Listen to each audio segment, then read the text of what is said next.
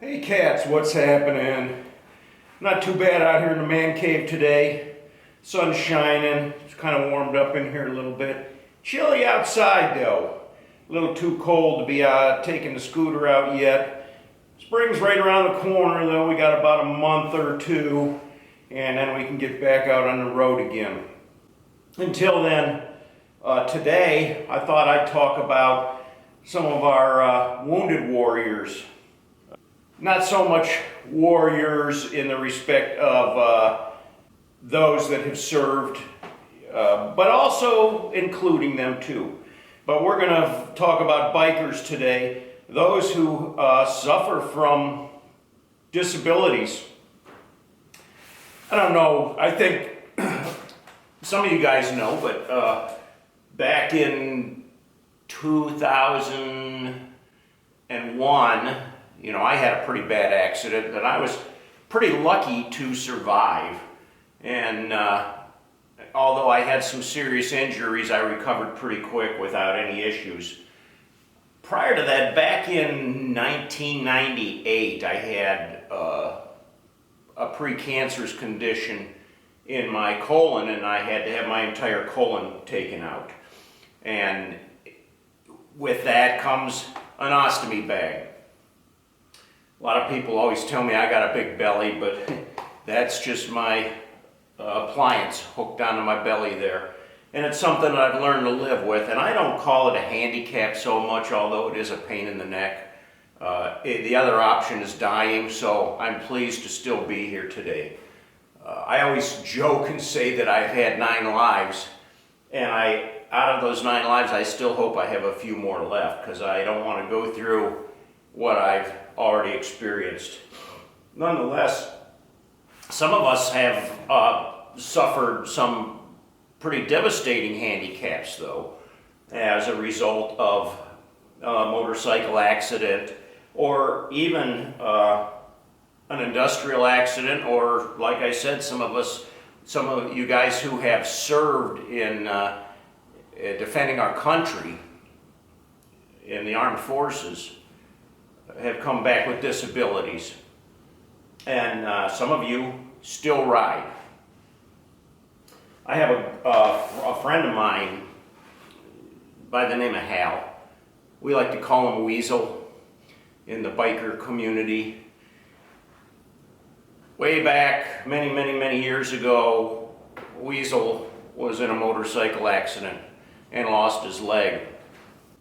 And he had been fitted with a prosthetic, and he still rides today.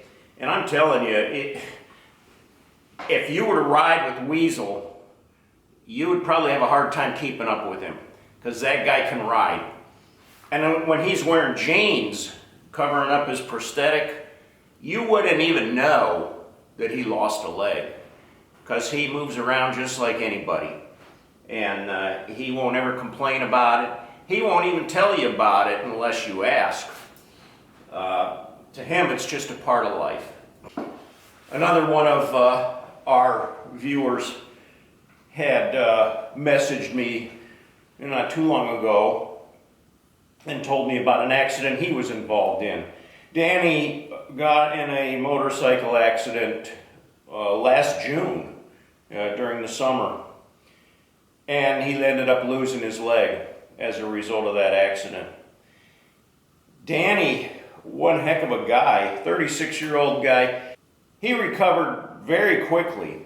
And I give him kudos for that, because losing a leg is no easy thing, and a lot of people would give up right there. But Danny didn't give up. His bike was pretty decent before it got wrecked, and then after it was wrecked, the whole front end practically torn off, and well, it does look like it's torn off. And Danny's currently putting it all back together again, because when summer comes, when springtime comes, he's ready to ride again. So good for you, Danny. It's when you have an accident and bad things happen, some bikers walk away and they're too afraid to get back on the bike and ride again. But there are those of us who get right back in the saddle and we just shake it off and say, well, Don't let that happen again. And I think you just become a little more wary, a little more careful on the road, with eyes in the back of your head, always expecting the worst. It helps to be very careful and give full attention to the road.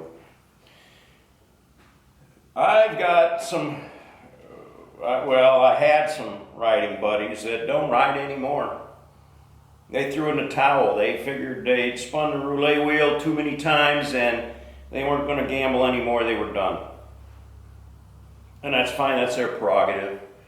You know, I'm not sure I'm ready to give up riding, and I don't know if that day will ever come.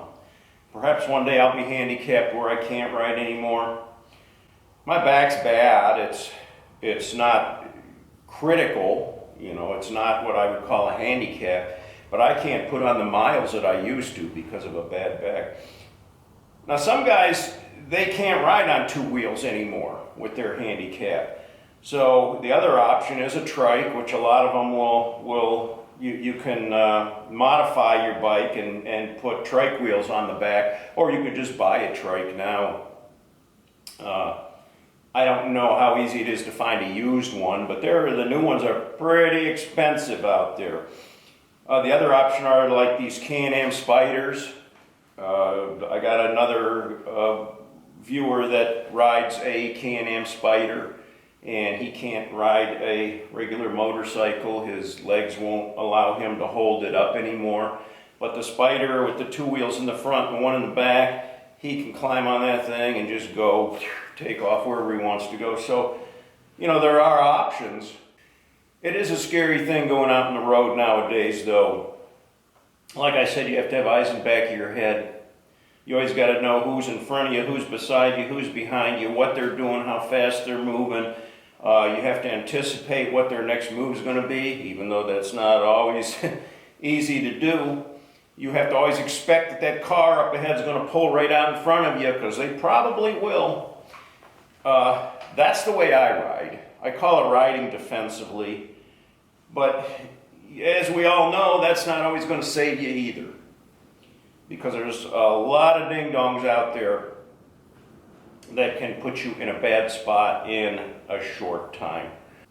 I'm all about riding safe, and you know, a lot of times I'll see, well, I've got some friends that have sport bikes and they like to stunt on them. So they'll go down the highway 60 mile an hour on the back wheel, and I don't think they have any idea at the increased amount of danger they put themselves into. And I think they have this attitude that, you know, with the adrenaline and the thrill of doing that stunt riding, they don't think about the consequences. But one day when those consequences do happen, I think they're going to be very sorry, and they're going to have a whole different mindset about how careful they are on the road. Because I think, you know, riding like that increases your chances of getting into an accident by probably about 100%.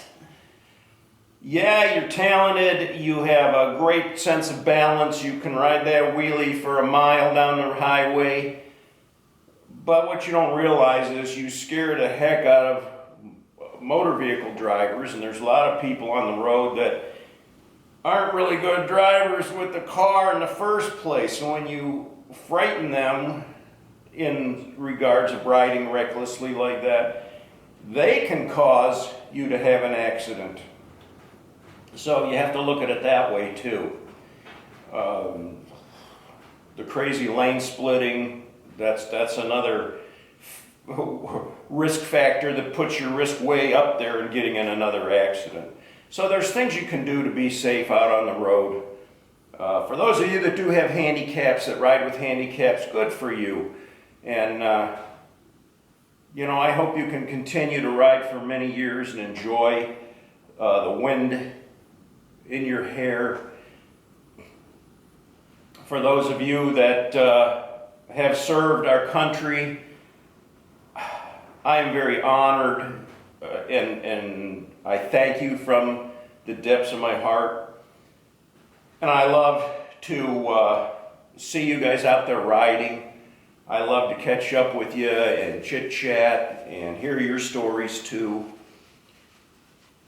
But, you know, in all honesty, I would hope that nobody has to suffer, and especially from, you know, having an altercation with a motorcycle and a motor vehicle or another motorcycle. A lot of careless people out on the road today. So, I encourage each one of you to ride safely. And as I like to say, ride hard, you're going to die.